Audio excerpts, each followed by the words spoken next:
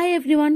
So আজকে আমি যাইতেছি একটা শুটে, কিন্তু এই রোদের মধ্যে এত বড় ব্যাগ সামলাতে সামলাতে আমার অবস্থা পুরা কাহিল হয়ে গেছে।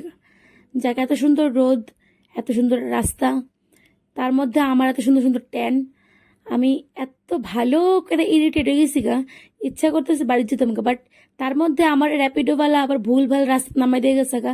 তার লিগে আমি আবার হারাই গেছি। যাক, আমি আমার লোকেশনে পৌঁছালাম ফাইনালি। আজকে আমি একটা শর্ট ফিল্মে শুটে আইছি, কিন্তু রোদ আর গরম আমার পেছনে ছাড়তেছে না, বুঝতেছি না কেরে আজকে সারা দিন আমি এই রোদের মধ্যে কাটাইছি ভাবো। কিন্তু কলকাতায় যারা থাকে তারা জানে যে রবীন্দ্র সরোবর লেকটা এত সুন্দর লাগে। তোমার মন খারাপ থাকলো তোমার মন খুব ভালো হয়ে যাবে, তুমি একলা বসে থাকলো তোমার খুব মন ভালো হয়ে যাবে। সো আমরা শুট চলতেছি গরমের রোদের মধ্যে। দেন তারা আমার একটা আইসক্রিম কিনে দিয়েছে, কিন্তু এটা শুটের লেগা। তাও শুট শেষের পর আমার কাছে আমি খাই লাইতাম। সো আমি এক স্যালাডে অর্ধেক খাই লিছি আগে গিয়ে। কিন্তু আজকে আমি ব্লগটা কন্টিনিউ করতে পারছি না।